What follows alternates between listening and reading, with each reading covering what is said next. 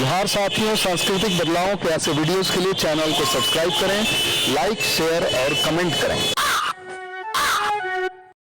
सभी उपस्थित सज्जनों के बुद्धि को मैं सादर नमन करता हूं। मैं आज संस्कार के बारे में कुछ बताना चाह रहा हूं कि संस्कार दरअसल वही उतना ही नहीं है जिसके बारे में हम आज तक बात करते रहे हैं। एक दो प्रसंग मैं सुनाना चाहता हूं। रोमन साम्राज्य प्राचीन काल में बहुत विस्तारित और बहुत शक्तिशाली साम्राज्य था। कोई 500 वर्षों तक उसका शासन अबाध रूप से चलता रहा।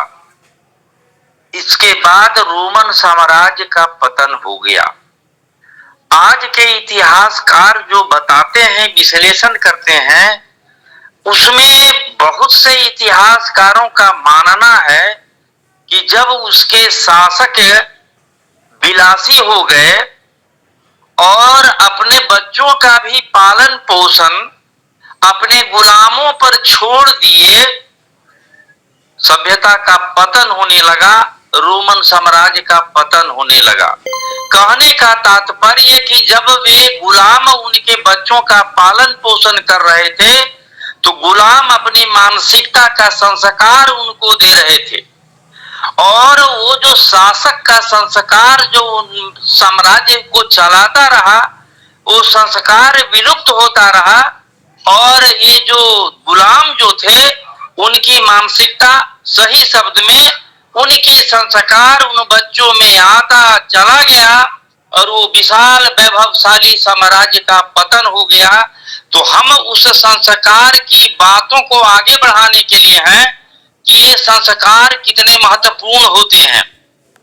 ये सिर्फ कर्मकांडीय रीतियां ही नहीं है, वो भी है, लेकिन मैं आज कुछ बात आगे बढ़ाना चाह रहा हूं।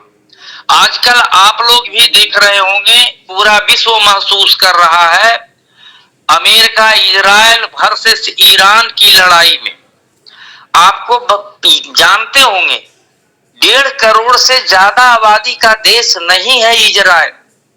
इजराइल जो कौम है वो अपने को धर्म में यहूदी मानता है और बड़े बड़े मनोवैज्ञानिक, ओम प्रकाश सर भी है, सादर नमन, बताते हैं कि जब बच्चे जब गर्भ में रहते हैं उसी समय से उसके माता पिता गर्भस्थ शिशु को केंद्रित करके संस्कार की बातें शुरू करता है और बच्चे के पालन पोषण में इस तरह से करता है कि विश्व के जो नोबेल पुरस्कार विजेता विज्ञान के हैं, सैकड़े 20% वही लोग ले जाते हैं। ये संस्कार का प्रभाव है। आप देखे होंगे, इस पर नहीं जाना है कि भारतीय ग्रंथ में कौन इतिहास है, कौन माइथोलॉजी है, कथानक है, कहानी है, लेकिन एक बड़ा प्रसंग में अर्जुन की कहानी आप लोगों ने पढ़ा होगा। उसके लेखक ने संस्कार के महत्व को अंडरलाइन करते हुए इस बात को बताना चाह रहा था कि संस्कार देने की प्रक्रिया जो होती है वो पेट में गर्भस्थ शिशु से ही होता है और उनका जो सोचने, विचारने, करने का जो पैटर्न होता है वो संस्कार के रूप में उसी समय से, इंसेप्शन से ही आना शुरू होता है। तो आज जो इजराइल बना, यदि उसकी सफलता में आप खोजेंगे तो संस्कार का ही प्रभाव आएगा। आप अमेरिका को आज जो देखे होंगे और जो उसके टक्कर का जो चीन है, भारत 47 में, उसने 49 में अपनी आजादी की घोषणा की और बंद रहा 20 सालों 30 सालों तक बंद रहा और उसने अपने लोगों के संस्कार बदलने के लिए माओ से तुंग को एक बार एक नक्सली टाइप जो माले के होते हैं विधायक से भिड़ंत हो गया। उन्होंने कहा कि सत्ता का स्रोत बंदूक की नली से फूटता है। हम कहे आप सही कह रहे हैं सर, लेकिन हमको ये चीज समझा दीजिए कि माओ से तुंग ने इस महान क्रांति के एक दशक के अंदर संस्कार पर क्यों आ गए कि उसने 16 साल की महान सांस्कृतिक क्रांति की। 16 साल तक उसने महान सांस्कृतिक क्रांति चलाया, लोगों के संस्कार को बदलने के लिए जो अभियान चलाया, उसका परिणाम ये है कि इकोनॉमी में भारत से 6-7 गुना बड़ा हो गया है और उसको टक्कर देने से बहुत से देश बचते हैं। ये संस्कार का प्रभाव है। इसी के साथ में आदरणीय इंजीनियर राहुल पटेल सर का हैंड रेज हुआ है, तो मैं अनुरोध करता हूं कि कृपया सर आप आए और अपनी बात रखें आदरणीय आचार्य जी के उद्बोधन के विषय में। जी आदरणीय राहुल पटेल सर, स्वागत है। धन्यवाद के सर, सभी को नमस्कार, जोहार। इस प्लेटफॉर्म पर पहले भी महेंद्र पाल गंगवार सर और एक मातृशक्ति कोई गंगवार, उषा रानी गंगवार या कोई और थे, कमला गंगवार के माध्यम से और आज निरंजन सर के माध्यम से ये बात उठी है कि गर्भ में ही शिशु का संस्कार हो सकता है। मतलब पहले दोनों वक्ता जो थे, दोनों गंगवार सर लोग, मैडम लोग, उन लोगों ने तो कहा कि जैसे अगर जो हमारी प्राचीन संस्कृति रही है कि अभिमन्यु पैदा किए गए हैं, उसी प्रकार से गर्भ में ही हम लोग चाहें तो बहुत ही संस्कारवान अभिमन्यु और अन्य महान विभूति पैदा कर सकते हैं। आज निरंजन सर ने भी कहा कि यहूदी लोग जो हैं दुनिया में महान हस्तियां दे रहे हैं, नोबेल प्राइज़ विनर सबसे ज़्यादा हैं, और वो गर्भ में ही संस्कार करते हैं।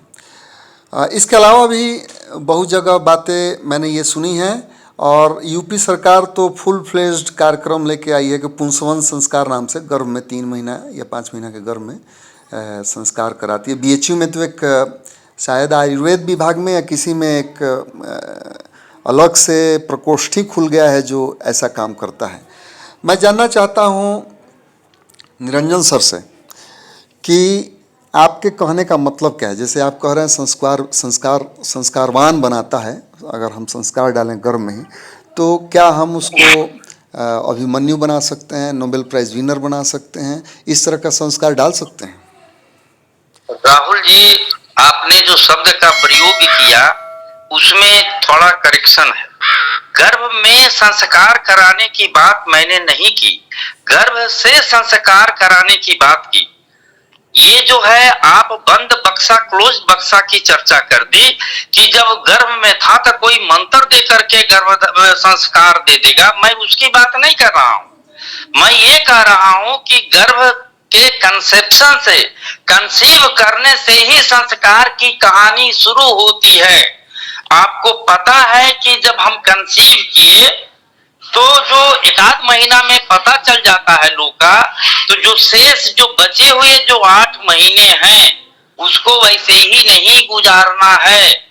वो जो माँ के इन्वायरमेंट से बच्चा में उस तरह का जो सेंसेशन होता है, तो आप पति पत्नी और समाज में जो आपके गतिविधियां हैं उसको उसी समय से उस रूप में बदलना शुरू कर दें, ताकि जो है उस बच्चा के बाहर निकलने के बाद और बाहर निकलने से पहले ही प्रभाव बनता रहे। विज्ञान अभी इतना दूर तक नहीं गया है कि प्री में कैसे बच्चा सुनता समझता है। जैसे एक उदाहरण के लिए बताऊं कि ब्रेन तो दिखता है कि ये शरीर के ऊपरी भाग में है, लेकिन माइंड कहाँ है, इसको कुछ लोग तो ब्रेन में कहता है। इधर हम पढ़ रहे थे कि वो गट में, पेट की अतड़ियों में होता है कि जब पेट खराब होता है तो आपका माइंड ठीक से काम नहीं करता है। अब इधर नया रिसर्च में आया कि नहीं, प्रत्येक सोमैटिक सेल और जो जेनेटिक सेल जो होता है उस सब में जो है मेमोरी है, माइंड है। हम ये कहना चाह रहे हैं कि आप उन ढोंगों को आप इससे जो मिला दे रहे हैं, यहाँ पर ठहर करके सोचिए कि आचार्य परवर निरंजन सिन्हा उन ढोंगों को कि आप कुछ अक्षत छील दीजिएगा, अगरबत्ती फूल चढ़ा दीजिएगा और कुछ आप ले लीजिएगा, वो संस्कार जो है ये मध्यकाल में उपज है। मैंने कल एक लेख भेजा है, आप उसको पढ़ेंगे तो उसमें ये बताया गया है कि इतिहास हमेशा समकालिक होता है। जब प्राचीन भारत का इतिहास ही मध्यकाल में लिखा गया कागज के आने के बाद, तो 6वीं 7वीं शताब्दी में कागज चीन आया, उपजा, और सिल्क रूट से अरब आया, और भारत आते आते सदियां लगी।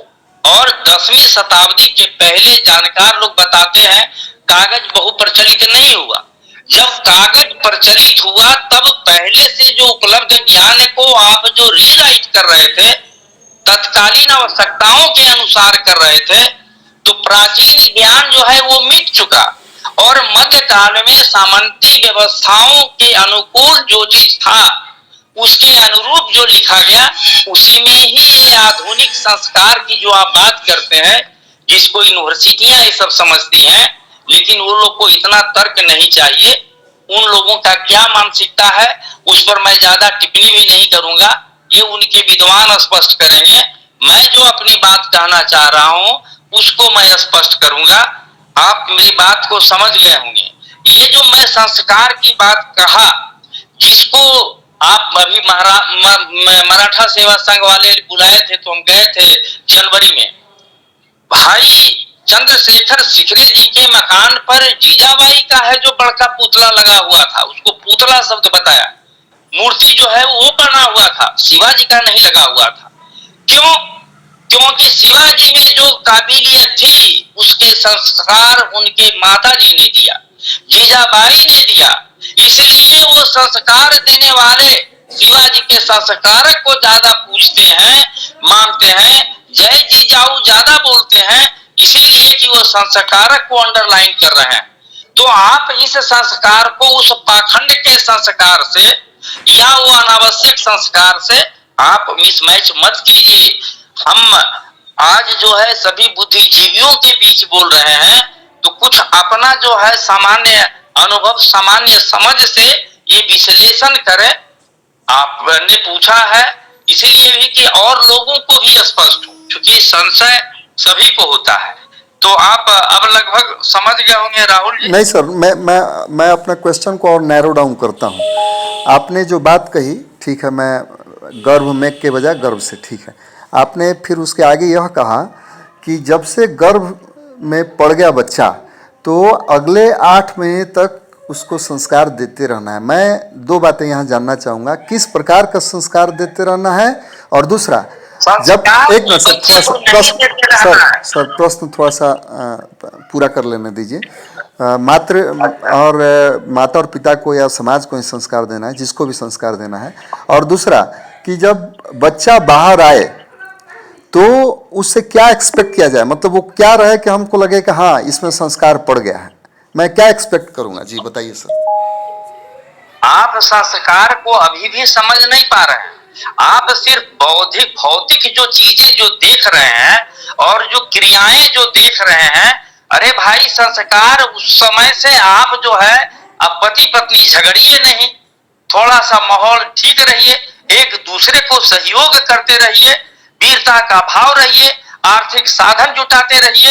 ये जो माहौल जो दे रहे हैं, बच्चा कोई कान लगा करके वो जो अभी डेवलप ही नहीं किया है ऑर्गन, वो सुनने लगेगा, ऐसा कुछ नहीं है। और ऐसा नहीं है कि कुछ आप अक्षत छींटना शुरू कीजिएगा 8 महीना में तो उस पर प्रभाव पड़ेगा।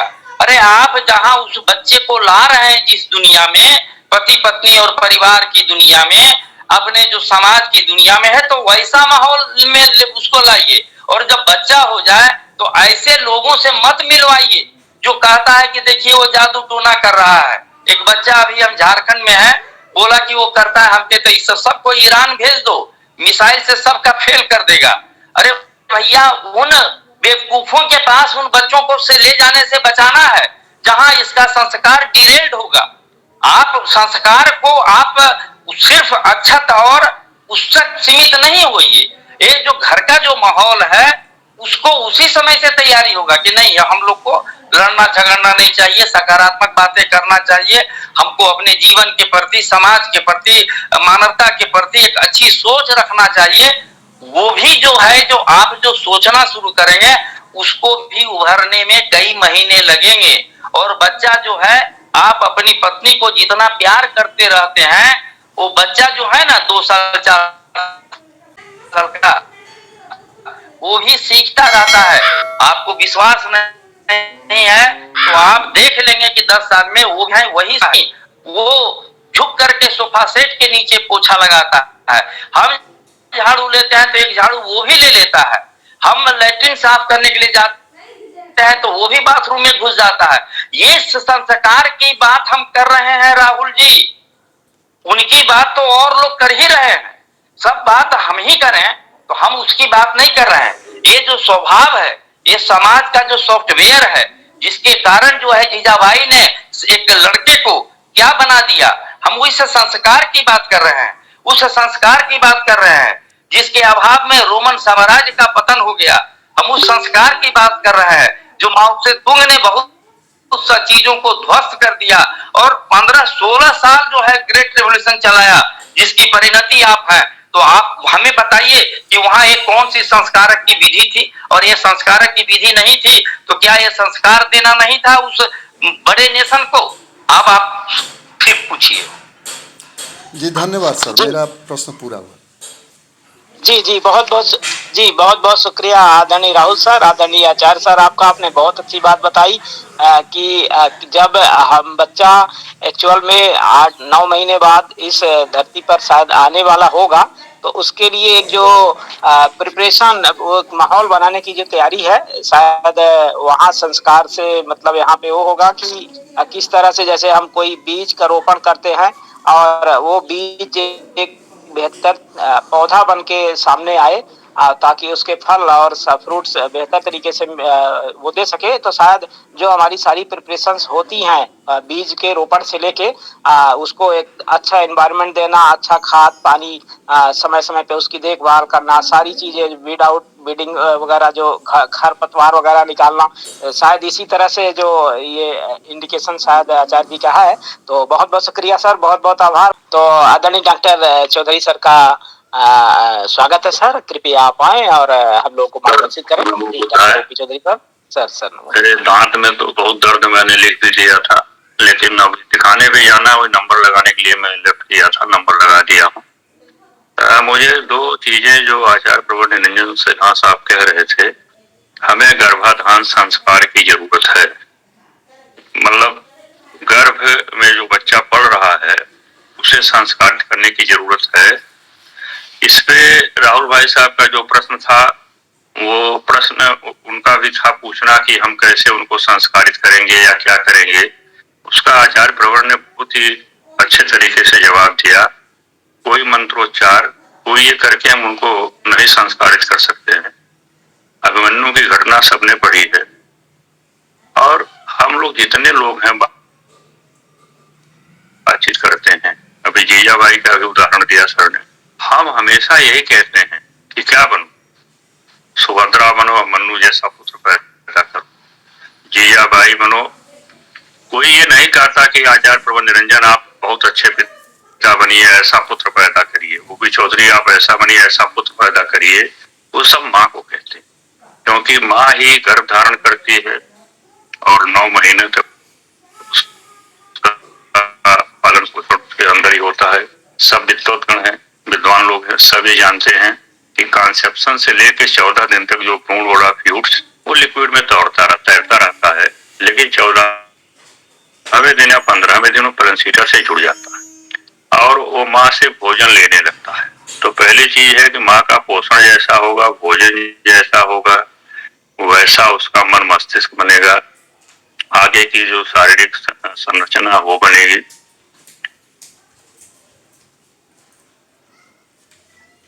वंशानुक्रम से हमें ये चीजें मिल, तो वंशानुक्रम से जो चीजें हमें कंसेप्शन के टाइम पे मिल जाती है, वो उतनी मिलती हैं। उसके बाद जो कुछ हमें मिलता है वो वातावरण से मिलता है।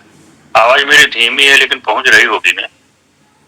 जी सर, बिल्कुल आ रही है जी सर। अच्छा, तो वो हम परिवेश से इकट्ठा करते हैं, परिवेश से प्राप्त करते हैं। परिवेश किसका होगा?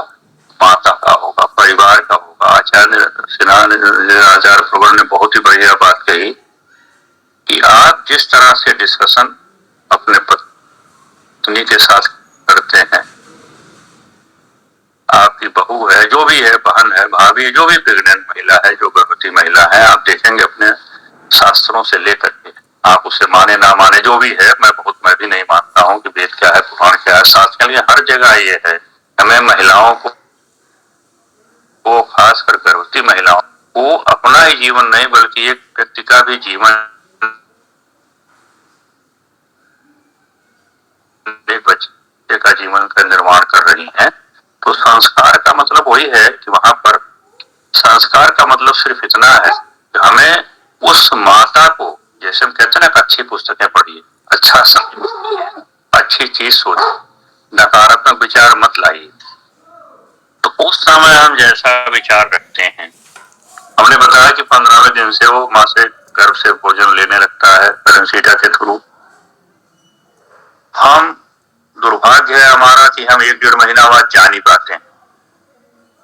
भारतीय सिस्टम में अब तो थोड़ा तेज हो गया, पहले 1-1.5 महीना बाद जब माहवारी बंद होती थी पता लगता था बच्चा होने वाला है, और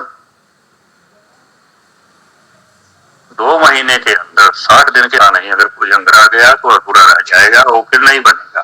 तो 60 दिन का उसका जो आचरण है, व्यवहार है, उठना बैठना है, भोजन है, पोषण है, ये सब अच्छा होना चाहिए, विचार भी अच्छा होना चाहिए, और विचार पूरे 9 महीने। आप जानते हैं कि इसमें अब तो मनोविज्ञान में पूरा कोर्स चलता है, लखनऊ यूनिवर्सिटी कोर्स ही करा रहा है, और कोर्स में ऐसा नहीं को मंत्र से कोई करते हैं। मैं भी गया था, मुझे बड़ी उत्सुकता थी, वहाँ की हेड मेरी जूनियर रही, मैंने कहा भाई तुम स्पोर्ट्स को चला रही हो, जरा मुझे भी बताओ कि क्या है, कैसे चला रही हो। तो किसी प्रिपेयर नहीं था, नहीं सर, पूरा देखा कि किस माहौल में उनको रखेंगे। माँ शुरू से ही अपने बच्चों को ट्रेनिंग देती, संस्कार देती है। हाँ, संस्कार देने के बाद भी राहुल जी का भी ये प्रश्न जायज है, संस्कार हम देते हैं उसके बाद भी बच्चे संस्कारित हो जाते हैं, वो फिर उसी परिवेश में जाते हैं, उसी परिवेश में रहने के नाते उनकी जैसी जो उनका पीयर ग्रुप होता है, जैसा होता है वैसा हो जाते हैं कई बार। लेकिन अगर माँ दृढ़ है,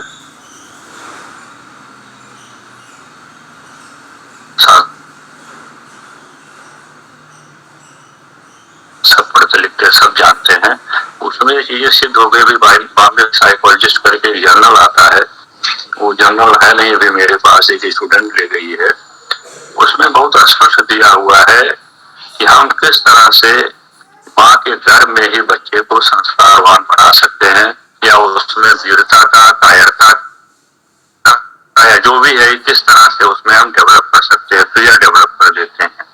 क्योंकि माता अगर क्लियर रहेगी, उसको हमेशा उसको बीमारी रहेगी, तो निश्चित रूप से उनका असर भी बहुत होता है दवाओं का, वो सब चीजें अंदर की हैं। तो जो गर्भ के समय का जो 9 महीने है, वो बच्चे के लिए उतना ही महत्वपूर्ण है। और हमारे तो जो मनोवैज्ञानिक सिगमंड फ्रायड हुए हैं, एडलर जंग हुए हैं, या कैरन हार्नी हुए हैं, अन्ना फ्रायड, सबने ये कहा है कि जो लाइफ स्टाइल है, जो जीवन की आधारशिला है, वो 5 साल में ही बन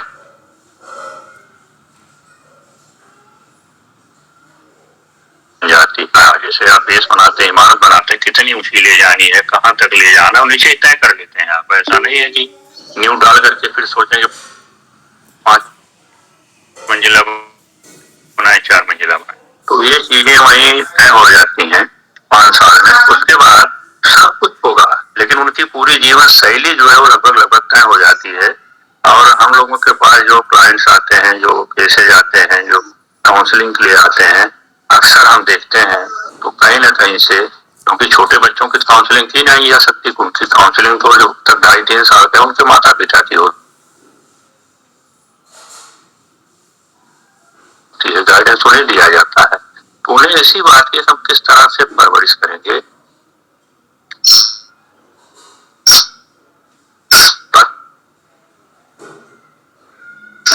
मुख्य बात होती है, उसको आप संस्कार कह लें।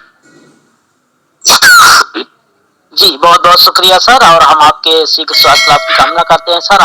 जी के आदरणीय सर? राहुल सर, आप कोई बात शायद ऐड करना चाहते जी हैं? जी, मुझे लगता है कि निरंजन सर ने जो कहा कि किस तरह के संस्कार देने चाहिए और गर्भ में ही हम कुछ नहीं बना सकते, और ओपी चौधरी सर ने जो कहा कि गर्भ में ही हम बच्चों को कायर या बहादुर बनने का संस्कार दे सकते हैं। मुझे लगता है ये दोनों बातें कॉन्ट्राडिक्टरी हैं।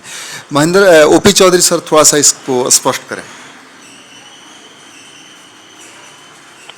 जी सर, अगर आपका स्वास्थ्य अलाउ करे तो कृपया आप आए, फिर दोबारा अनुरोध है आपसे। सर, कंट्राडिक्टरी तो मैं इसलिए नहीं मानता हूँ, मैंने कहा ना कि हमें संस्कारित तो करना है गर्भ में जो बच्चा है उसको, लेकिन किसके थ्रू करना है माँ के थ्रू, क्योंकि माँ के जैसे विचार होंगे वैसे विचार उस बच्चा जो पढ़ रहा है वो चीजों को सुनता है, हिलता डुलता है। डॉक्टर हेमंत कौशिक सर जुड़े हुए हैं, ऐसे डॉक्टर हैं, आप देखेंगे बच्चों का मूवमेंट होता रहता, माँ उसको अनुभव करती है।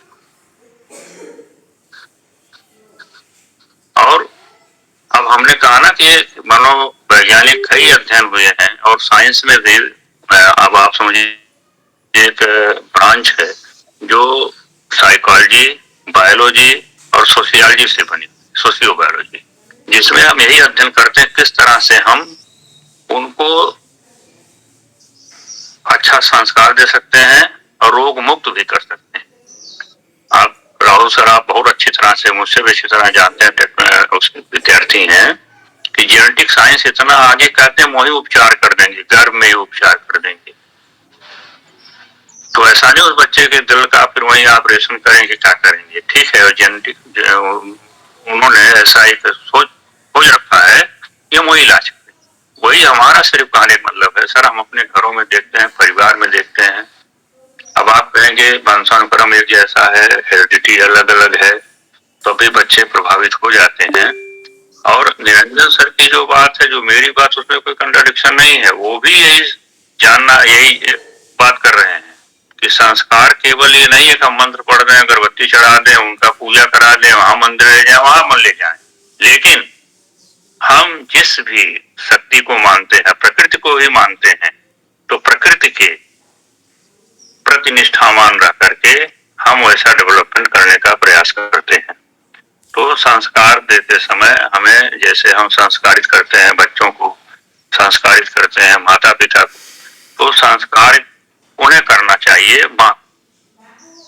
मुझे कभी कभी बड़ी हंसी आती है राहुल भाई साहब, लेकिन बहुत सालों से मेरे मन में ये बात आती, 25 साल से मैं बात जरूर कहता हूँ कि दुनिया में हर चीज की ट्रेनिंग है। आप गए IIT में पढ़ने, बहुत पढ़ा, बहुत प्रयोग किया, हम भी गए पढ़े, बहुत प्रयोग किए, साइंस वाले पढ़े, प्रयोग किए, BEd करने जाएंगे, BTC करने जाएंगे, कहीं भी जाएंगे, हर जगह आपको पढ़ाया जाएगा, ट्रेनिंग दी जाएगी, आर्मी में जाएंगे, पुलिस में जाएंगे, लेकिन हमारी एक माँ जो बनने जा रही, बेटी बहन जो भी है, वो माँ बनने जा रही है, उसे किसी तरह की कोई जानकारी नहीं है, न कोई प्रशिक्षण दिया जाता है। हमारे अंदर पहले हमारी जो पारिवारिक संरचना थी, हर घरों में दादी होती थी, चाचा चाची होते थे, बुआ होते थे, कोई न कोई एक बुजुर्ग होता था, लोग आते जाते रहते थे, तो वो बहू को बताया करते थे तुम्हें क्या करना है, क्या नहीं करना है, तमाम चीजें करनी। हाँ, साइंस वाले वही बता रहे हैं, तुम ये मत करो, तुम वो मत करो, और ले जाके पेट फाड़ दे रहे हैं। तो कहने के मतलब है कि उनकी कोई ट्रेनिंग नहीं है, उनकी ट्रेनिंग यही थी सर, जो हम लोग उन्हें कहते थे कि आप अच्छी पुस्तकें पढ़ें, अच्छा साहित्य पढ़ें, अच्छे विचार रखें, अच्छा खाना खाएं, सही समय पे सोएं जागें। तो मेरे ख्याल से ये सब चीजें हैं, और आगे कभी फिर मौका लगेगा तो जरूर विस्तार से बात होगी सर। और बड़ी अच्छी बात है कि हमारे अंदर, हम लोगों के अंदर ये डिस्कशन होते रहना चाहिए आपस में। एक बात आचार्य प्रबंध निरंजन जी ने कही थी, जो मैंने उस दिन भी थोड़ा कहा था, हमें समझौतावादी होना ही चाहिए। हम लोग हैं, अवधि वश में रहने वाले हैं, एक कहावत है, कहीं भागे मर्द, मर्द माने आदमी पुरुष, कहीं भागे मर्द, कहीं मारे मर्द, कहीं मारे मर्द, कहीं भागे मर्द, कहीं आप मार के आते हैं मर्द है, कहीं भाग के जान बचाते हैं तो भी मर्द हैं। तो समझौता हमें करना है। अब सामने दुश्मन की पूरी फोर्स खड़ी खड़ी है, हम अकेले जाके निहर से लड़ने जाए तो ये हमारी बहुत बहादुरी नहीं है। इसलिए हमें समझौतावादी दृष्टिकोण अपनाना चाहिए। बहुत बहुत धन्यवाद सर। सर बहुत बहुत शुक्रिया सर, बहुत बहुत आभार। अब आदरणीय आचार्य निरंजन सिन्हा सर ने हैंड रेज किया है पुनः, तो मैं सम्मान इनवाइट करता हूं कि सर आप आए और अपनी बात कुछ और ऐड करना चाह रहे हैं। जी सर। हम सिर्फ यही कहना चाह रहे हैं कि प्रोफेसर चौधरी सर ने जो एक्सप्लेन किया है उसका सार ही हम कह पाए, क्योंकि सारा चीज अब सर उस विषय के प्रोफेसर हैं तो उनसे हम तुलना नहीं कर सकते हैं। उन्होंने उसी बातों को समझाया, एक्सप्लेन किया जो मूलतः हम कहना चाह रहे हैं। यह हो सकता है कि मेरे शब्द के सीक्वेंस में कुछ गड़बड़ी रह गई होगी या कुछ कम्युनिकेशन गैप हो गया होगा कि राहुल जी जैसा तेज तर्रार समर्पित लोग को वो मीनिंग हम नहीं दे पाए जो हम देना चाह रहे थे। बस इतना ही कहना चाह रहे थे। जी धन्यवाद। जी बहुत बहुत शुक्रिया सर, आभार सर। आदरणीय भारत सिंह सर, आप अपनी बात रखें जी। जी सभी लोगों को नमस्कार।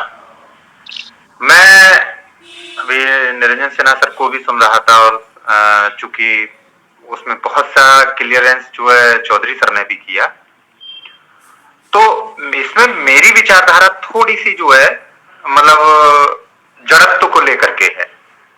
जैसे क्या है कि हम लोग जो निरंजन सर कह रहे थे कि संस्कार को हमें जो समझने वाली बात है, हम असल में हकीकत यह है कि संस्कार जैसे नहीं, पौधा जब कोई रोपित होता है मतलब उसको जब उसका अंकुरित होता है तो उस कॉन्सेप्ट को हम लोग नहीं समझ पाते हैं कि वो आखिर किस सिस्टम से जो अंकुरित हो रहा है। इसी प्रकार से संस्कारों को भी हम लोग जो है समझने में थोड़ी सी मूल जड़ में नहीं पहुंचे हैं। देखिए क्या होता है, प्रकृति को आज के समय में मैं समझता हूं कि शायद हम लोग 2-4-5% समझ पाए हैं और उसी ज्ञान को लेकर के हम अपने अपनी तरह से जो है उसको प्रसारित करते हैं, लोगों को बताते हैं। मूल चीज ये है कि जितनी भी इस प्रकृति में जीव जंतु पेड़ पौधे जो भी हैं वो एक बायोलॉजिकल सिस्टम के क्रियाओं पर आधारित होता है। चाहे वो कोई बीज अंकुरित हो या मानव समाज की वंशावली बढ़े या जीव जंतुओं की जो उत्पत्ति का रहा हो, ये सारे की सारे एक बायोलॉजिकल रासायनिक इसमें जो है वो होते हैं क्रियाएं जिस पर ये आधारित होते हैं। तो अब जो संस्कार की बात आती है कि अगर कि माँ के मतलब गर्भ में जब बच्चा आता है तो उसके संस्कार कुछ लोगों का धारणा है कि वहां से ही शुरू होते हैं और कुछ की जो है वही उसको किस परिवार में परिवेश में पल रहा है वो संस्कार आते हैं। कभी कभी देखा गया है कि माँ बाप बहुत सीधे हैं और बहुत सज्जन है, लेकिन उनका बच्चा बहुत उग्र प्रकृति का है और वो ऐसा उग्र प्रकृति का निकल आता है कि वो 4-6 जिलों 10-5 जिलों में जो है वो अपने आप को मतलब एक काफी नामी व्यक्ति के रूप में स्थापित कर लेता है। और कभी कभी ऐसा होता है कि बहुत ज्यादा शराबी कबाबी व्यक्ति टाइप का होता है, उसका बच्चा बहुत ही वैसा होता है। तो ये सारी चीजें जो क्या होती हैं निर्भर इस बात पर करती हैं कि हमारे लिए जिस प्रकार का माहौल मिलता है उसी प्रकार, जैसे हंसी, जैसे ये चीज देखी होगी बायोलॉजी के साइंस के जो स्टूडेंट्स रहते हैं कि एक गैस होती है, मैं थोड़ा सा नाम स्लिप कर रहा हूं, मीथेन गैस होती है कौन सी की जिसको सूंघने से हंसी आती है, और एक ऐसी गैस होती है कि अगर उसको हम सूंघते हैं तो फिर इंसान रोना शुरू कर देता है। ऐसी कई गैसों का जो है लैब में रहता है। तो वो कारण क्या होता है कि जब बच्चा गर्भ में आता है और उसको जिस प्रकार की जो है एक्टिविटीज होती हैं तो हमारी बॉडी में होने वाली क्रियाएं वो हार्मोन्स रिलीज करती हैं कि हमको हंसी आ रही है कि रोना आ रहा है कि दर्द का एहसास हो रहा है, वही सारी जो हार्मोन्स हमारे माइंड तक उसको पहुंचाते हैं। तो जिस समय पर बच्चा गर्भ में होता है उसके घर का माहौल क्या कहता है, उसका पति किस प्रकार का व्यवहार करता है, परिवार के कैसा व्यवहार करते हैं, उस माँ का जो है मतलब उस जननी का जो है मतलब अपनी क्या एक्टिविटीज रहती हैं डिपेंड उस पर करता है और उस बच्चे में वही हार्मोन्स रिलीज होते हैं जिसकी बढ़ोतरी या कमोतरी के आधार पर बच्चे की आगे का जीन्स तैयार होता है। तो वही मतलब जो हार्मोन्स अधिक रिलीज हो गए वो ज्यादा हो गया, जो कम रिलीज हुए वो कम हो गया। तो वही इफेक्ट्स हमको बच्चे के जन्म के बाद में रिलीज होते, क्योंकि जब बच्चे का जन्म होता है तो बहुत से बच्चे ऐसे होते हैं कि इतने उग्र होते हैं कि रोते हैं कि वो किसी के कब्जे में नहीं आ रहे हैं, कि दूध नहीं पी रहे हैं, कि इस तरीके की एक्टिविटीज देखी गई हैं। बहुत से बच्चे बहुत शांत स्वभाव के होते हैं। ये सारा की सारा डिपेंड उस माहौल पर करता है कि जब बच्चे में मतलब एक्टिविटी शुरू हो जाती है, उसका माइंड डेवलप होने लगता है 3 से महीने 4 महीने के आसपास। तो 3-4 महीने के बाद से लेकर के जन्म के समय तक जो ये प्रक्रियाएं मां करती है, उसी प्रकार से उसके जो हार्मोन्स रिलीज होते हैं, उन्हीं हार्मोन्स की बच्चों में अधिकता या कमोत्तरी होती है, और उसी के आधार पे उसका जीन्स काम करता है, और उसी जीन्स के आधार पे उसकी जो है आगे के लिए माइंड काम करता है। रही बच्ची जो थोड़ी बहुत जो कसर होती है, वो चौधरी सर जो बता रहे थे कि संगत में आकर के 5 साल के बाद उसका जो काउंसलिंग होती है, उसके आधार पे बच्चों को वो कर दिया जाता है। मैंने भी ऐसे कई एग्जाम्पल देखे हैं कि जहां पर मतलब घर का बहुत अच्छा माहौल रहा है, वो मतलब बड़ा एक मतलब सॉफ्ट वो रहा है, और वो बच्चा आगे जाकर के जब वो हुआ तो वो बहुत ही शांत स्वभाव का हुआ। तो इस तरीके से मतलब संस्कार की जो मूल जड़ का तत्व है वो वहां से शुरू होता है। अब ये आते हैं कि बात की हम संस्कार की पुष्पमेन संस्कार है कि गर्भाधान संस्कार है, ये तो मेरे कहने की आवश्यकता नहीं है, शायद हमारे सभी बुद्धिजीवीगण जानते हैं। ये तो एक दुकानें रखी हुई हैं कि एक रेडीमेड गारमेंट्स है, कि एक बर्तनों की दुकान है, कि एक जो है कट पीस सेंटर है। तो बस ये है इसमें, और कोई ज्यादा बड़ा वो नहीं है। हालांकि निरंजन सर इन चीजों को बड़ा एक्सप्लेन करके हम लोगों को बताते हैं, लेकिन मूल तक तो हम लोग जब जाते हैं तो वहीं पर जाकर के हम लोगों को ठहरना पड़ता है कि हम जैसा उस पीरियड में 4 से 5 महीने के पीरियड में जैसा उस महिला को हम अपना जो है व्यवहार दे देंगे, जो वो अंदर अपने आप में महसूस करेगी कि वो हंस रही है, कि वो ज्यादा उग्र हो रही है, उसी प्रकार से। मैं छोटा सा एक एग्जाम्पल देता हूं, मैं अपने घर का दे रहा हूं कि मेरे 3 बच्चे हैं, मतलब बड़ा बेटा, फिर बिटिया है और छोटा बेटा है। तो हम लोग चूंकि उस समय पे जब बेटा हमारा बड़ा हुआ था तो गांव में रहा करते थे, और बिटिया भी जब मतलब जन्म होने को था तो हम लोग गांव में थे, और जब बिटिया का जन्म हो गया उसके 2 महीने बाद हम लोग सिटी में शिफ्ट कर लिए थे, बड़ा बेटा पढ़ने लायक हो गया था। तो जो कि गांव में रहते थे तो गांव में दूध मट्ठा और ये सारी चीजें रहा करती थी। तो उस बच्चे के जन्म पे वो हमारी पत्नी काफी मट्ठा दही और इन चीजों को बहुत खाती थी, उनको मतलब पसंद था। वो बच्चा जन्म हुआ है तब से आज तक मट्ठा और दही इन चीजों को खाता ही नहीं। वो चीजें उसके अंदर इतनी बढ़ोतरी में हो गई, उसके अंदर जो मतलब वो चीजें इतनी होंगी कि उसकी एक जो मतलब जो अंदरूनी जो मतलब इच्छा थी वो भर गई, और वो अब इस चीज को बिल्कुल छोड़ दिया है। अब ऐसे ही जब बिटिया का जन्म हुआ तो उस समय पे इन्होंने दूध बहुत पिया था, और जब आज वो बिटिया जन्म से लेके आज तक वो दूध ही पीना बंद कर दी है, दूध पीती ही नहीं है। तो ये सारी चीजें जब क्या होता है, गर्भ में जो 4 से 5 महीने का पीरियड होता है उस पर सारी चीजें डिपेंड करती हैं। तो वहां पर संस्कारों की हमको मैं समझता हूं आवश्यकता नहीं होती है कि अलग से कोई संस्कार दिया जाए। मूल संस्कार उन 4 से 5 महीनों में दिया हुआ व्यवहार ही हमारा संस्कार होता है। भारत सर, तो बस मैं ज्यादा समय नहीं लूंगा और अपनी बात को समाप्त करता हूं। इसमें शायद निरंजन सिन्हा सर भारत सर मैं कहना चाहूँगा कि आपने ये कहा कि अगर परिवार में नारी को अगर प्यार से रखा जाए तो ऑक्सीटोसिन हार्मोन, या फिर उग्र परिवार झगड़ालू माहौल है तो उस तरह का हार्मोन स्राव होता है और उसकी अधिकता हो जाती है बच्चे में। अगर इसको सही माना जाए तो पहले के जो आपने 4-5 उदाहरण दिए, झगड़ालू माहौल, शराबी, ये वो बिल्कुल उल्टे उदाहरण लग रहे हैं। बिल्कुल उल्टे उदाहरण नहीं है, उसको समझने की आवश्यकता है। अच्छा। कि जैसे कि उन्होंने दूध बहुत पिया। नहीं, जो आपने कहा कि मान लीजिए कि दारू का माहौल है लेकिन बच्चा एकदम ठीक ठाक निकला, आपने ये उदाहरण 4-5 दिए ना। घर में बहुत झगड़ालू माहौल है लेकिन बच्चा एकदम सीधा साधा निकला, ये सब उल्टा उदाहरण नजर आ रहे हैं। मैं क्लियर करता हूँ इस चीज को। रिलीज होना और किसी हार्मोन्स की पूर्ति होना, ये दोनों चीजें अलग हैं।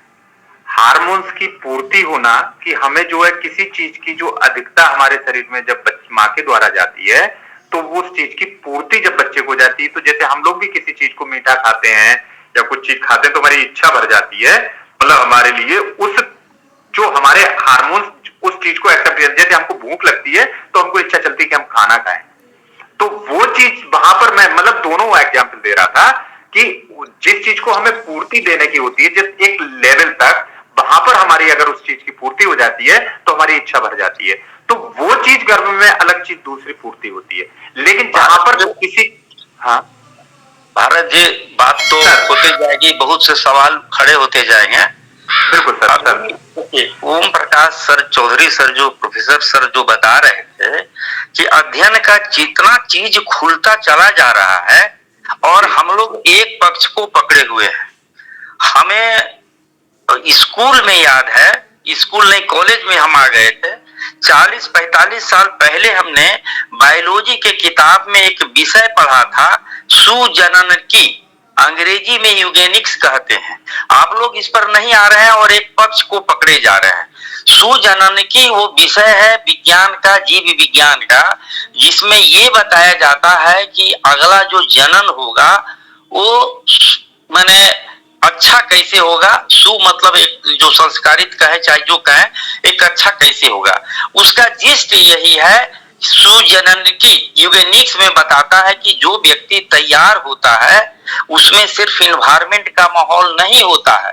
यदि इन्वायरमेंट का माहौल होगा तो हमारा जो गधा जो धोबी पाले हुए है वो आदमी की तरह बिहेव करने लगेगा। वहां पर एक ग्राफ गोल दिए हुए था, उसको 3 पार्ट में दिए हुए था कि किसी का व्यक्तित्व जो है उसके जेनेटिक्स पर आधारित है, 1/3 उसके एजुकेशन पर प्रभावित है, आधारित है, जो उसको एजुकेशन दिया जा रहा है, और 1/3 इन्वायरमेंट है। तो इन्वायरमेंट का महत्ता 1/3 है। इन्वायरमेंट वो फैक्टर देता है, लेकिन वो आदमी किस तरह से शिक्षित है कि उसको किस रूप में रिसीव करता है, उसका परसेप्शन चीजें एक ही है। जैसे एक जगह पढ़े थे कि शराब पर एक व्यक्ति बता रहा था कि शराब जो है उसमें एक कीड़ा डाल दिया गया तो मर गया। बोला देखिए कितना खराब चीज है कि ये मर जाता है। जो शराब पीने वाला था कहा तो बहुत बढ़िया गुण है कि शरीर में जितना बीमारी है सब मर जाएगा। तो देखिए उसका एजुकेशन क्या है, उसके अनुसार उस इन्वायरमेंट को परसीव करेगा और एक्शन करेगा, तीनों में इंटरेक्शन होगा। लेकिन वो भी यदि आदमी होगा तो यदि दूसरा जेनेटिक स्ट्रक्चर का होगा या जेनेटिकली कुछ गड़बड़ी होगी तो उसमें भी वो लैकिंग होगा। तो ये तीनों इतना मिक्स है। और आप जो कह रहे हैं कि आदमी 5% नेचर का समझ पाया है, अल्बर्ट आइंस्टीन तो कहा कि यदि विज्ञान को लगता है बहुत गर्व है तो एक पत्ता का टुकड़ा वो बना दे, मतलब एक घास का टुकड़ा तिनका तोड़ दे जिसको वो अपने से बढ़ना शुरू कर दे। आज तक विज्ञान इतना नहीं समझ में आया है, समझने का प्रयास किया जा रहा है, लेकिन इसका मतलब ये नहीं है कि हम तर्क संगत बात को छोड़ दें और उसको कसने की कसौटी पर करना छोड़ दें और कोई जो पुरातन और बेमतलब की बात को वैज्ञानिक ही बता दे और उसको हम मान लें, ये भी गलत है। ये भी एक धोखा है कि मतलब इसमें होगा कि कुछ को हम इजाजत दे दिए कि भाई तुम अब जो भी कह लो, वो भी नहीं होना चाहिए। विज्ञान को समझिए। हमने इस बात को इसलिए भारत जी को रोका कि हमें याद है अभी 26 माने 38 साल पहले हमने उस विषय को पढ़ा था, अभी भी हमको याद है, क्योंकि उसके बाद हमको कहीं नहीं मिला। यूगेनिक्स सुजनन की, हम इसलिए बोल रहे हैं कि आप लोग इसको और एडवांस में पढ़ सकते हैं। तो इतना उस पर ये नहीं होना कि वही होता है। इतना इन्वायरमेंट जटिल है, एक परस्पर प्रक्रिया होता है। अब तो लोग माने अब तो राहुल जी तो आईटीएम हैं तो वो भी समझ रहे होंगे कि क्वांटम फिजिक्स का क्या क्या चीज आ रहा है और खंडन होता जा रहा है और नया नया एजम्पशन आता जा रहा है। यही हम भरत जी को कहना चाह रहे थे। धन्यवाद जी सर, बहुत बहुत शुक्रिया सर, बहुत बहुत आभार। अब इसी के बीच में हमारे बीच में डॉक्टर हेमंत कौशिक सर जुड़े हुए हैं। तो मैं आदरणीय डॉक्टर हेमंत कौशिक सर को ससम्मान इनवाइट करता हूं कि सर कृपया आप आएं और अपनी बात रखें। जी, आदरणीय डॉक्टर हेमंत कौशिक सर, स्वागत है सर। सभी लोगों को प्रणाम। जी प्रणाम सर। मैं तो सुनने में आनंद आता है पटेल जी। क्या है कि सब लोग बुद्धिमान है, हम चौकीदार हो रहे हैं। अरे भाई देखिए से आप लोग सब अपने अपने विषय के पारंगत है, मैं इसमें कुछ हूँ, पता नहीं कैसे इसमें मैं घुस गया। मैं तो चिकित्सक हूँ, डॉक्टर का सुई लगाना है, दवाई देना काम है। लेकिन एक चीज है जो संस्कार के बाद जो चल, मैं 2 मिनट में अपनी बात रखना चाहूंगा। गायत्री पर्व में जैसे महेंद्र भाई साहब बताते हैं, हमारे हर क्रिया के पीछे उसका उद्देश्य, उसकी भावना और उसके पीछे संदेश छिपी रहती है। मूल संस्कार के समय या प्रवृत्ति कोई भी कार्य कराते हैं, उसके पीछे उद्देश्य यही रहता है कि हम उनके उद्देश्य को लोगों को समझाएं। और संस्कार का मतलब एक लाइन में हम कहें तो गुणों का अभिवर्धन, गुण को बढ़ाना, सद्गुणों को बढ़ाना, और कोई प्रक्रिया नहीं। गर्भाधान संस्कार या सीमन संस्कार में केवल 3 विशेष क्रियाएं करते हैं। एक तो हम वहां पर करते हैं औषधि का आवाहन कराते हैं। अब क्रिया मंत्र को भूल जाइए आप, उसके पीछे मूल उद्देश्य क्या है? 3 पेड़ रहता है, वट वृक्ष, गिलोय और पीपल पत्ते। इसका वो रस बनाकर सुंघाते हैं। सूंघने से कोई बहुत बड़ा परिवर्तन नहीं होने वाला है, लेकिन उसके पीछे मूल उद्देश्य ये रहता है कि वट मतलब बड़ा वृक्ष होता है, और वट वृक्ष की खासियत होती है कि उनकी जड़ें मूल जड़ से अलग जड़ें और निकलती है। मतलब वृद्धावस्था से हम युवावस्था बने, ऊर्जावान बने हम, और वृक्ष जैसे वट वृक्ष जैसे मजबूत बने। गिलोय ज्वरनाशक होता है, हमारे उसको अमृता कहा गया है। पीपल को देववृक्ष कहा गया है। तो औषधि अवग्रहण करने से मंत्र से कुछ नहीं होने वाला है। इसके पीछे जो मूल संदेश है, उद्देश्य है, उनको हम लोगों को समझाएं, बताएं। दूसरा कराते हैं गर्भ पूजन। गर्भ कोई कौतुक नहीं है, जिम्मेदारी है।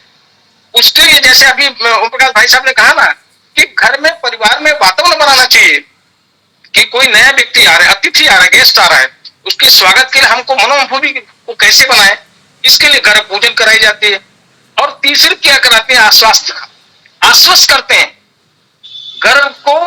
उनकी माता, उनके पिता और घर के परिवार के जितने सदस्य उपस्थित हैं, न केवल परिवार के, समाज के जो लोग उपस्थित हैं, उन सबकी जिम्मेदारी बनती है और उन सबको एक आश्वस्त करना है कि तुम आ जाओ भैया, आ रहे तो, और आने के बाद हम आपको पूरी जितने भी जो व्यवस्था है वो सब हम करेंगे। इस प्रकार संस्कारों में बहुत सारी बातें हैं, बहुत ज्यादा कहने की जरूरत, क्योंकि सब लोग बुद्धिमान लोग हैं। मूल उद्देश्य गायत्री परिवार का, विशेष रूप से अखिल विश्व गायत्री परिवार का, क्रिया गौड़ है, क्रिया गौड़ है, उसके पीछे संदेश महत्वपूर्ण होता है। इसलिए उन संदेशों को, और फिर मैंने कहा खीर मीठा होता है, तो मेरे कहने से आपको मीठा नहीं लगेगा।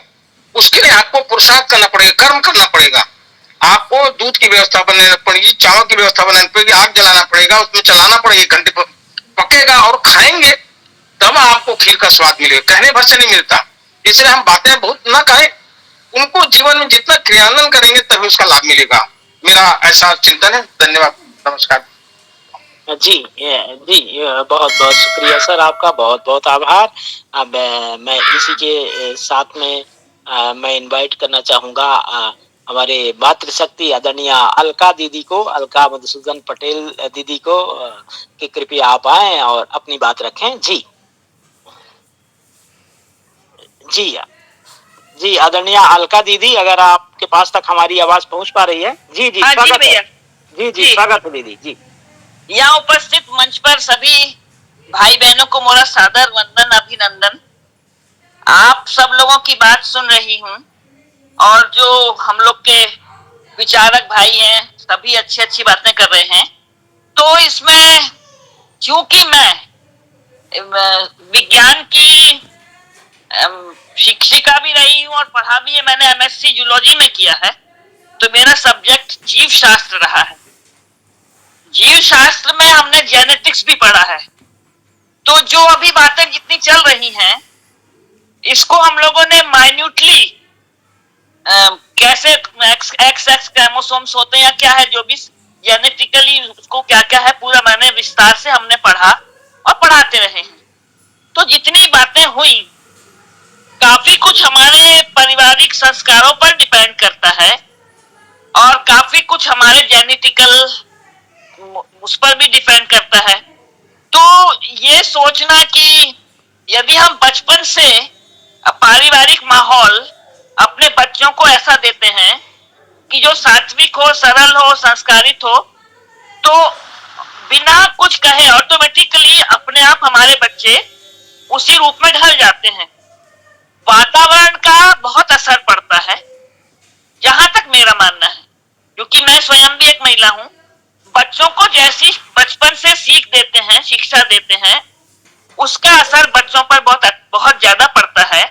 और जेनेटिकली जो बोला, जैसे भाई ने कहा कि दूध हमारी, मैं वो भी गलत नहीं मानती, मठा या दूध का जो उदाहरण दिया, दैट इज ए सेकंड वो लेवल है, वो ठीक है, वैसा होता होगा, क्योंकि कई बच्चे जो मीठा खाते हैं, नमकीन खाते हैं, वो हो सकता है उनके जेनेटिकल उस पर असर होता हो। लेकिन मुख्यतः ये जो हम लोग अपने सोच के जो अपन विचार बनाते हैं, वो हमारे अनुभव भी हमें सिखलाते हैं। जो अनुभव हमको बता रहे हैं, जिसको हम हमारी फील कर रहे हैं, अनुभव हो रहे हैं कि भाई ऐसा हुआ, पारिवारिक माहौल है बाहर। तो मैं केवल एक ही बात कहना चाहती हूँ कि इस पर जो कुछ हम सोच रहे हैं, कहते हैं, तो ये बहुत ज्यादा डिपेंड करता है जेनेटिकली और हमारे संस्कारों पर। क्या कारण है कि आज भी हमारे भारत में इतने सारे देशों से अलग हमारी संस्कृति है, हमारे संस्कार हैं। और अगर हम विदेशों में जाते हैं, विदेश में भी गई हूं, अगर अपन विदेश में जाते भी हैं, तो वहां भी हमें वो संस्कृति, वो संस्कार नहीं मिलते जो हमें अपने भारत के लोगों में मिलते हैं, बच्चों में मिलते हैं। ये बात अलग है, पाश्चात्य विचारों से हमारी संस्कृति थोड़ी अलग हट रही है, लेकिन एक वो कुछ जेनेटिक्स का भी असर है और कुछ पारिवारिक माहौल का भी असर है। और चूंकि मैं विज्ञान की शिक्षिका हूं, तो कई बार मैं जब उसको विचार मंथन करती हूँ, सोचती हूँ, तो कई उसमें हमें नई नई बातें, आज भी विज्ञान तो नई नई टेक्नोलॉजी है, आज भी नई नई बातें पता चलती रहती हैं।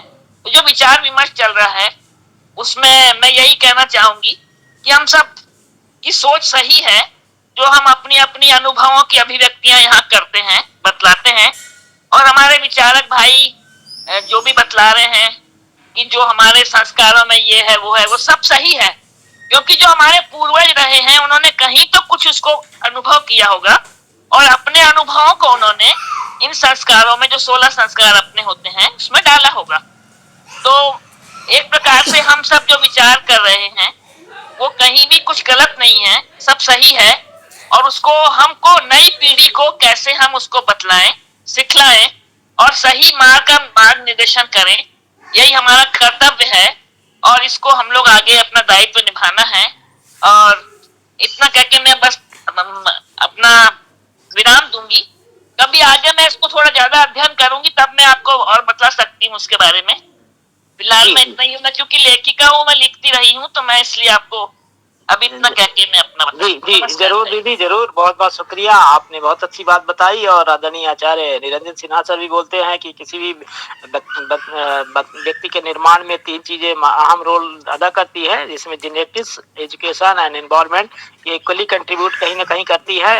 हो सकता है कि इसमें कंट्रीब्यूशन का रेशियो कुछ आगे पीछे हो सकता है, बट इनका रोल जरूर होता है। जी आदरणीय राहुल सर, आप शायद कोई बात और रखना चाह रहे हैं? मैं ज़रूर रखना चाहता हूं सर, क्योंकि मुझे लग रहा है कि हम लोग स्यूडो साइंस के रिम में बहुत ज़्यादा प्रवेश कर चुके हैं अब इस वार्तालाप के क्रम में। ये दूध, दही खाना, भय या कोई भी आचरण, ये सब कभी भी जेनेटिक्स कैरी नहीं करता है। जेनेटिक्स जो है, डीएनए जो है टेंजिबल चीज़ें ही कैरी करता है। यह बात सही है कि गर्भ के समय जो माहौल रहता है, वो हार्मोन्स रिलीज होते हैं माँ के बॉडी में, और फिर उस बच्चे सही वो बच्चे में भी जाता है। लेकिन तब एक सवाल उठता है कि मान लीजिए कि माँ 30 साल की है, 30 साल में उसने जो एक्यूमुलेट किया है, जो आचरण संस्कार, क्या उसको 8 महीने के अंदर उसको करेक्ट किया जा सकता है? क्या उस 30 साल का कोई प्रभाव न है? क्या उस 8 महीने का ही सिर्फ प्रभाव है? ये सवाल छूट जाता है। अगर आप देखेंगे साइंस के बेसिस पर, तो बेसिकली जब बच्चा 3 महीने से ऊपर होने लगता है, एक बात थोड़ा सॉरी, जो महिला जब गर्भवती होती है तो कई बार जो उसकी मानसिक स्थिति होती है, उस मानसिक स्थिति का भी बहुत ज्यादा असर उसके बालक पे, जो उसके गर्भ में बालक है या बालिका, उस पर पड़ता है। ये भी साइंस ने सिद्ध कर चुका है। मैडम मैं यही कहना चाहता हूं कि इसमें परमानेंसी नहीं है, साइंस ने ये सिद्ध नहीं किया है। अगर होगा तो आप पेपर कहीं हमको दे दीजिएगा। साइंस ने कभी नहीं सिद्ध किया है कि वो परमानेंट उसका प्रभाव रहेगा। देखिए, नहीं परमानेंट नहीं रहता, अब थोड़ा थोड़ा कभी कभी असर पड़ सकता है। मैं अपनी बात पूरी कर देता हूं, आपको भी आंसर मिल जाएगा। देखिए, जो आपने कहा पहले उसी का आंसर दे देता हूं। जैसा बीज डालिएगा तो बीज का अपना है कि वैसा आगे पेड़ बनेगा, लेकिन बीज को क्या माहौल मिलता है फिर उस पर भी निर्भर करता है, और बीज फिर दूसरे पैटर्न को भी पकड़ सकता है। ये बात सही है। कहना ये चाहता हूँ कि उस 8 महीने के दौरान मान लीजिए कि जिस प्रकार का संस्कार का पैटर्न डालिएगा, तो जब बच्चा का दिमाग फॉर्म होता है, न्यूरॉन्स जो हैं वो अपने पाथवेज बनाते हैं माइंड के अंदर, उसके दिमाग के अंदर नए पाथवेज बनाते हैं, तो वो पैटर्न पकड़ते हैं। लेकिन ये परमानेंसी नहीं है, वो फिर जैसे जैसे आगे बढ़ता है, बच्चा गर्भ से आता है और फिर नए पाथवेज बनते हैं, और ये पाथवेज जितना ही रिपीटेड कोई पैटर्न होगा, वो पाथवेज उतना ही प्रगाढ़ होता जाएगा, और फिर बच्चा वैसा संस्कार लेकर होगा। तो मैं कहना ये चाहता था कि ये सारे जितने भी संस्कार लिए गए नाम कहीं भी जेनेटिक्स से नहीं आते हैं। कहाँ से आते हैं? तो ये आते तो हैं पीढ़ी दर पीढ़ी, पर वो जेनेटिक्स नहीं है, वो अनुभव ट्रांसफर है। जैसे अभी मैंने कुछ दिन पहले ही एक वीडियो रिलीज किया था PPSM का, जिसमें किसी दूसरे ने, उसको पता नहीं कितने लोगों ने देखा है, लेकिन किसी एक दूसरे व्यक्ति ने उसी चीज़ को अपने वीडियो में कहा। तो नहीं शायद वीडियो में नहीं, कमला रानी गंगवार का जो लेख है संस्कारिका पत्रिका में भय से संबंधित, कि 2 प्रकार के मुख्य भय हैं, डर का भय, ऊंचाई के डर का भय, और आवाज़ ध्वनि का भय, ऊंचे ध्वनि का भय। ये दोनों के अलावा बाकी सारे भय जो हैं ये माता पिता अभिभावकों द्वारा गिवन है। तो ये जेनेटिक्स नहीं है कि आप में उद्यमिता का अभाव है, ये जेनेटिक्स नहीं है कि आपको कुत्ता का भय है। ये क्या है? तो आपके परदादी को किसी कुत्ते ने काटा था, वो भयभीत थी, तो फिर दादी में वो आया, फिर ऐसे जो है वो अनुभव शेयर करते, अरे कुतवा भी मत जेने तक काट ली, तो वो ऐसे ट्रांसफर होता है और बच्चे को रोकता है। ये जेनेटिक्स नहीं है, लेकिन यह पीढ़ी दर पीढ़ी ट्रांसफर होता है, यह बात सही है। तो केवल मैं Children are only born with 2 fears: fear of loud sounds and fear of falling. Rest all fears are acquired by children from around them. 50 years ago, a dog bit your grandmother. Your grandmother became afraid, and then your mother became afraid. Then you became afraid. And if you don't stop the chain, your children will become afraid. They will get your fear. And this is not the only way kids get fears, our fears. We also give new fears to our children. For example, fears of dark. We might not be afraid, but we tell our children, sleep, otherwise we'll switch off the light and ghost will come. Somebody will take you. And the child becomes afraid. Giving fears is easy. It takes 1 second, 2 seconds to give a fear, but can take very, very, very long to take those fears out of our children. We don't need to give our children any fears to make our life simple. कुछ बोलना चाहती हैं आप? नहीं अच्छा, आप बोलिए। तो मैं जी, बाकी सभी साथी अपने को म्यूट कर लेंगे। जी राहुल जी। तो मैं यही कहना चाहता हूं कि गर्भ के अंदर कोई अभिमन्यु नहीं बना सकता। अगर ऐसा होता तो गर्भ के अंदर कैलकुलस सिखा दीजिए, अलजेब्रा सिखा दीजिए, न्यूक्लियर फिजिक्स सिखा दीजिए, साइंटिस्ट पैदा कीजिए। अगर ऐसा हो जाता तो ऐसा नहीं होता है। आपको यह समझना है कि मोटा मोटी पैटर्न आप सीड डालते हैं, वो पैटर्न जन्म के बाद खास करके पहले 2 वर्ष में जो ब्रेन का डेवलपमेंट होता है वो 80% होता है वॉल्यूम वाइज। उसमें बहुत काव्यात्मक भावना नहीं लाना है कि आप विद्वान बना देंगे 2 वर्ष के अंदर। वॉल्यूम वाइज पूरे ब्रेन का जितना वॉल्यूम फाइनली होना है उसके 80% पहले 2 वर्ष के अंदर ही हो जाता है।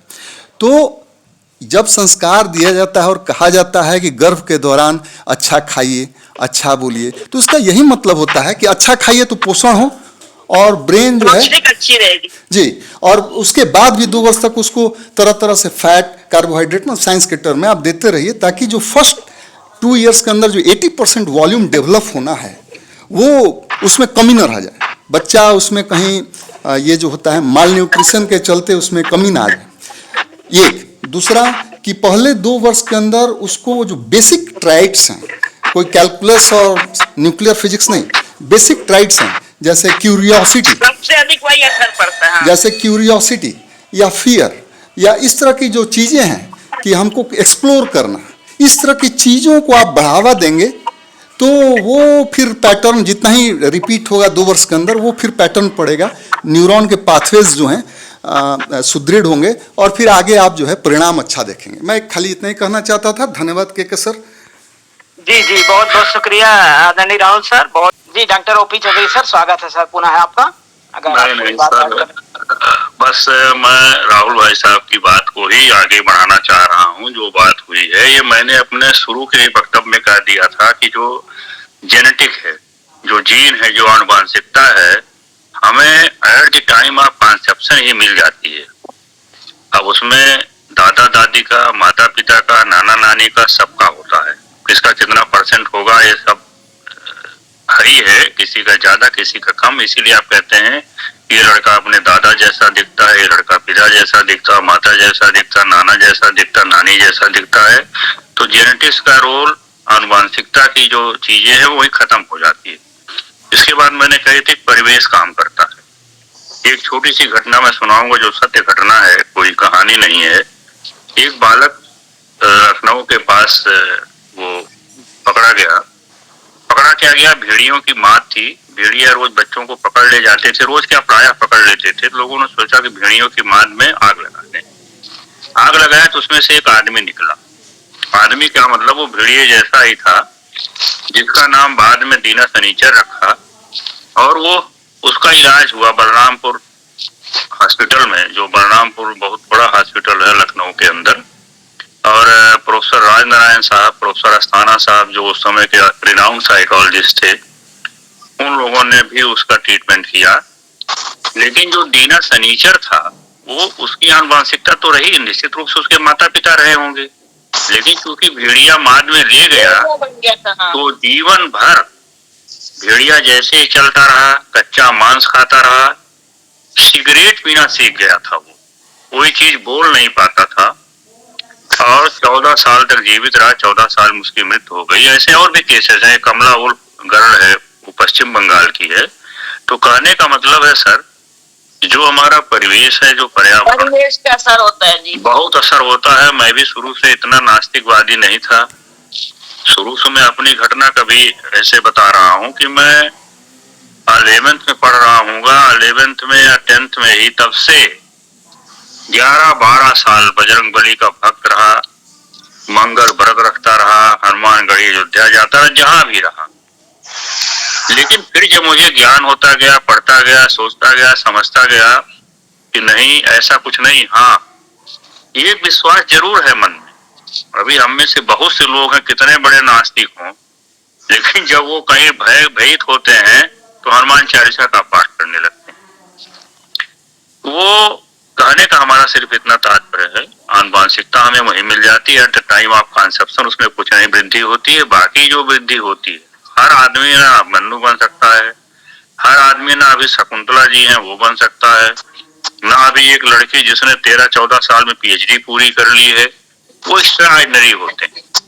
लेकिन ये जरूर है कि हम उनको वहां से संस्कारित कर सकते हैं और उसी के माध्यम से, मैं बार बार कहूंगा, माता पिता के परिवेश के माध्यम से। अभी अलका मकसूदन दीदी बोल रही थी तो कहीं ना कि जो बच्चे हमारे विदेश में चले गए, पाश्चात्य चले गए, क्योंकि वहाँ की संस्कृति अलग है, वहाँ का रहन सहन अलग है। हम भी वहाँ जाएंगे, हमको परिवर्तन, तो वैसे चले जाते हैं। हाँ, परिवर्तन करना पड़ेगा। तो ये सब चीजें हैं। तो मैं भाई कृष्ण कुमार जी से कहूंगा आगे एक बार यही कि पर्यावरण क्या है, जीन क्या है, ये सब क्या है, उसके परिप्रेक्ष्य में संस्कार क्या है, उस पर जरूर हम लोग बातचीत करेंगे। बहुत बहुत आभार सर। जी बहुत बहुत शुक्रिया सर, बहुत बहुत आपके विचारों के लिए और सुझाव के लिए बहुत बहुत आभार। अब इसी के साथ मैं डॉक्टर अभिलाषा सिंह से अनुरोध करता हूँ, आइए कृपया आप आइए और अपनी भी बात रखिए, क्योंकि आप भी साइंस की स्टूडेंट हैं और विज्ञान को बायोलॉजी को बहुत बेहतर तरीके से समझती हैं। आज का बहुत इंटरेस्टिंग और रोचक सब्जेक्ट है चूंकि यहाँ पे चला है, तो डॉक्टर अभिलाषा सिंह आपसे अनुरोध है कि कृपया आप आए और अपने विचार रखें। जी बहुत बहुत धन्यवाद सर समय देने के लिए, और पूरे मंच को बहुत बहुत धन्यवाद। सभी को मेरा नमन, सभी अग्रज लोगों को। मुझे लगता है कि बहुत सारी बातें हो गई। शुरू में शायद एक वक्ता थे, उनकी बात मैं नहीं सुन पाई थी।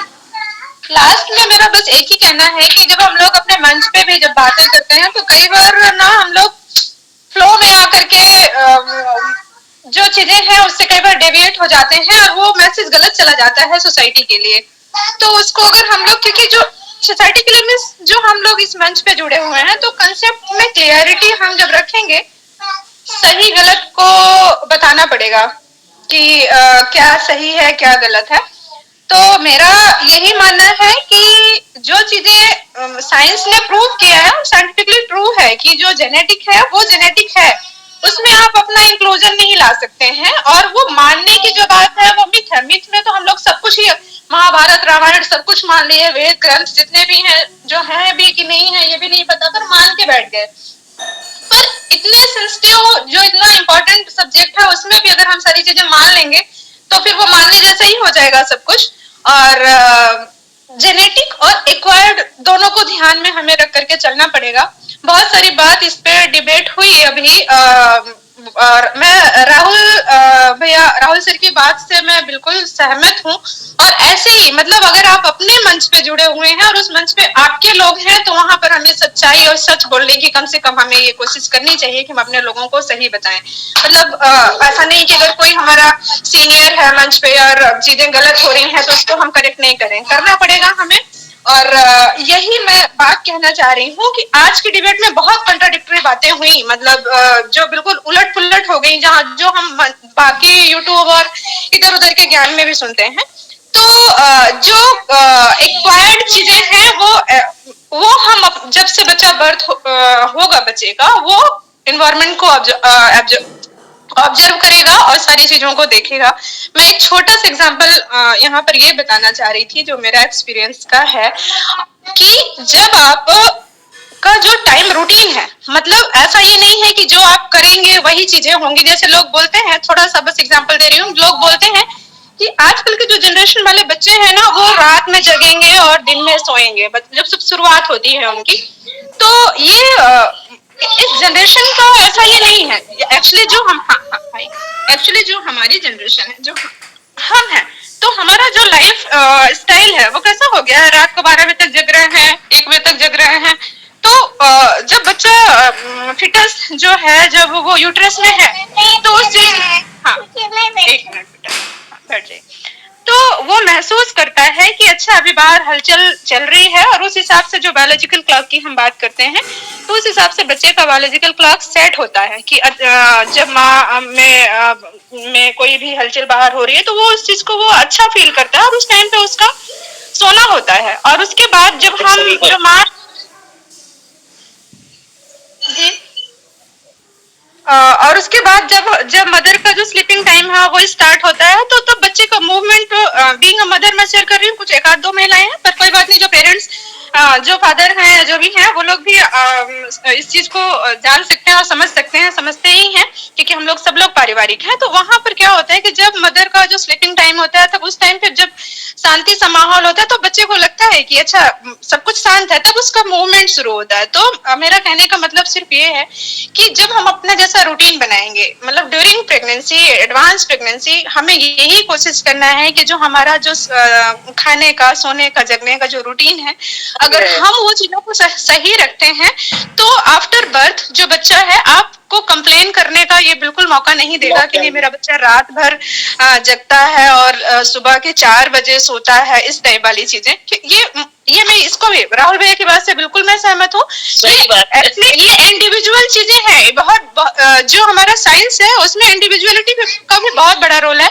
ये इंडिविजुअली मैंने अपने दोनों बच्चों के साथ, बेटा हाँ हाँ, इसको पढ़िए, आप इसको पढ़िए, मम्मा थोड़ा सा बात कर ले। तो इसको मैंने महसूस किया, और मुझे मेरा बड़ा बेटा 10 साल के हो गए और बेटी भी 2 साल की, लेकिन मैंने कभी किसी को कंप्लेन नहीं किया कि मेरा बच्चा सोता ही नहीं है रात को। मतलब जो मेरा रूटीन है, इस चीज को मैंने महसूस किया। और ये भी व्यक्तिगत अनुभव है। हाँ जी। इसको हम लोगों को बिल्कुल समझना पड़ेगा। अगर हम एग्जाम्पल भी अपना देते हैं तो हमारा एग्जाम अपना या अपने सराउंडिंग का तो ऐसा स्ट्रांग होना चाहिए। अगर हम जो मैथोलॉजिकल चीजें हैं, इस मंच पे भी हम मैथोलॉजिकल चीजों को अगर कोट करेंगे, उसके एग्जाम्पल देंगे, तो मुझे लगता है कहीं ना कहीं हमारा डेविएशन है इस चीज से। तो इस चीज को हम लोग ध्यान रखेंगे। मुझे आज ये हो रहा था कि इसमें रज्जन सर होते आज के इस मंच में, और केपी वर्मा सर एक रीवा से हैं। खैर हमारे गायत्री वाले लोग भी जुड़े हुए हैं जिन्होंने अपना ये दिया लॉजिक, कुछ जस्टिफिकेशन।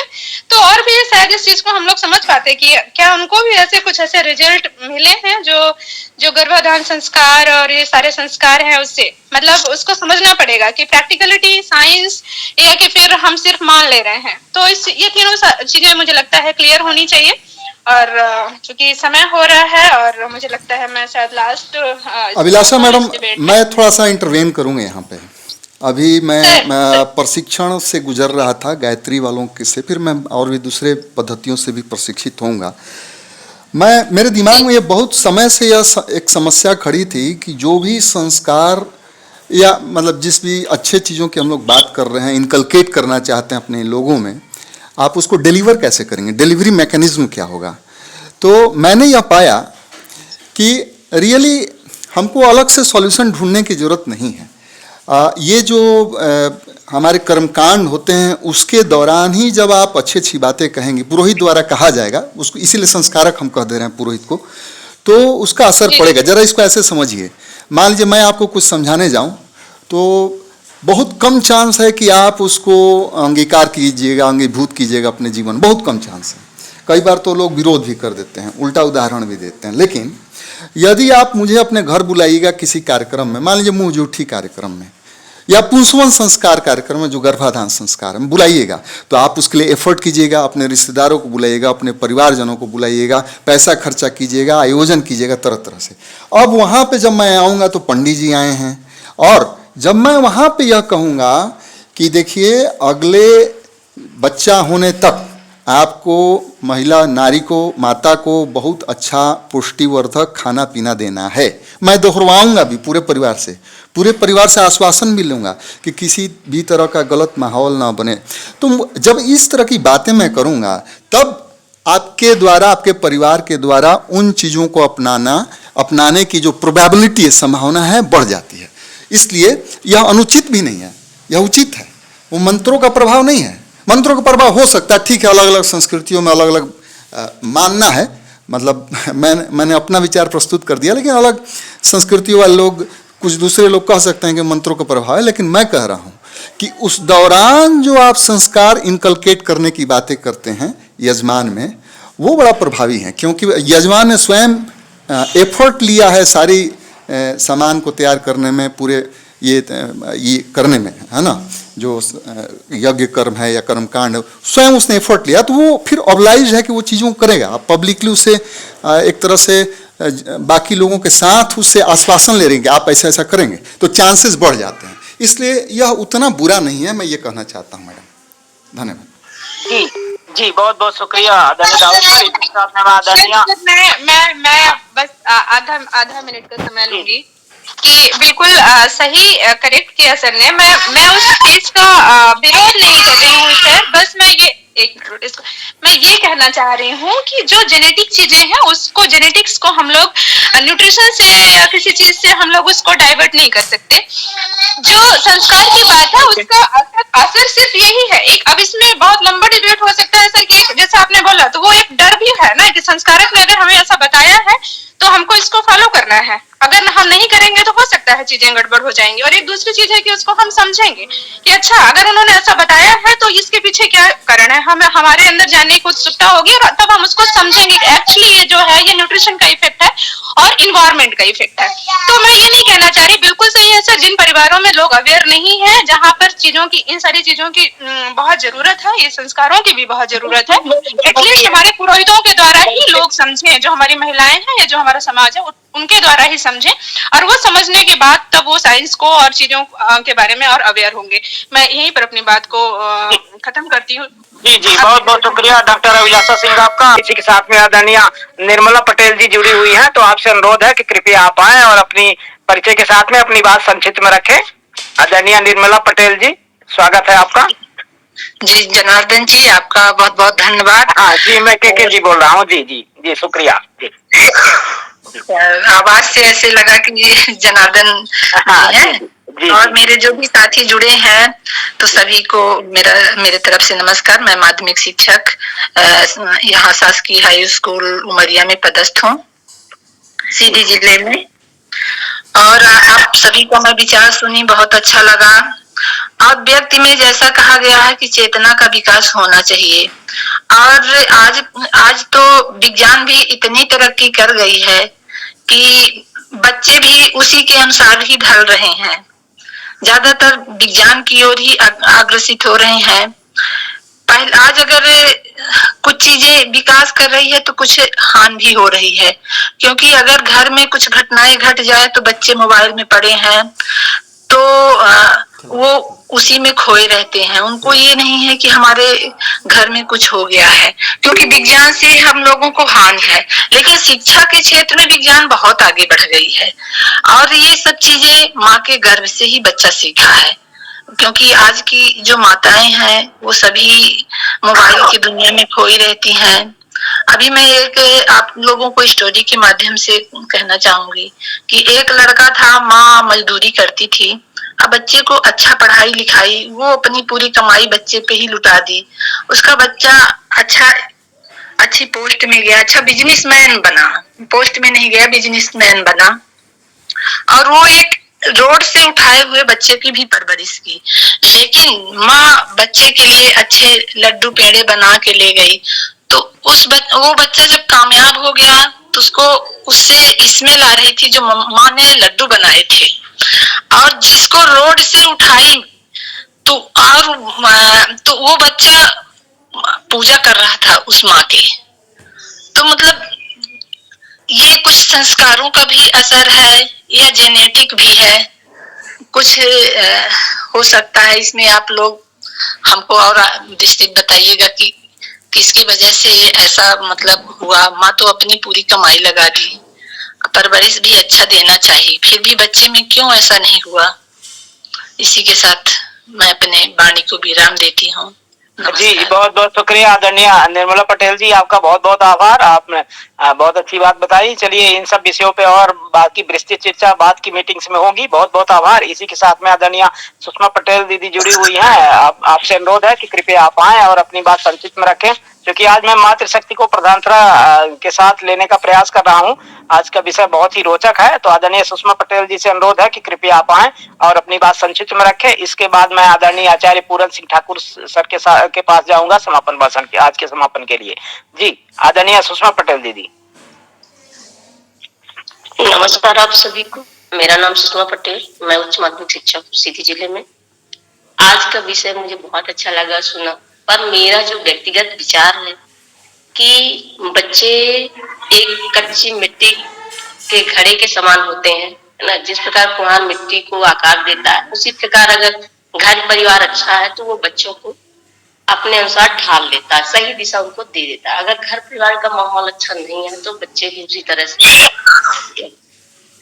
और खास तौर पे इसमें माँ की जिम्मेदारी होती है। माँ चाहे तो अपने बच्चों को जिस रास्ते पे ले जाना चाहे तो ले जा सकते हैं। कोई जरूरी नहीं है कि हम जैसे दो परिवारों से मिले रहते हैं, कोई जरूरी नहीं कि हमारा मायका पक्ष कैसा है, ससुराल पक्ष कैसा है ना। हमें कंप्रोमाइज करके दोनों जगह चलना पड़ता है और अपने बच्चों को आगे बढ़ाने का प्रयास किया जाता है।